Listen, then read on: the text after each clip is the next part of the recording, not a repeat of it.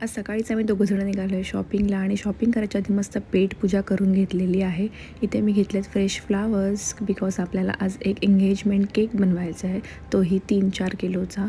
So इथे बघू शकता मी केकचे प्रिपरेशन करते आहे आणि त्या थोडा वेळ होता. त्यात माझे मी नेल्स केलेले आहेत आणि आईने बनवली होती मस्त रताळ्याची भाजी, ती खाल्लेली आहे.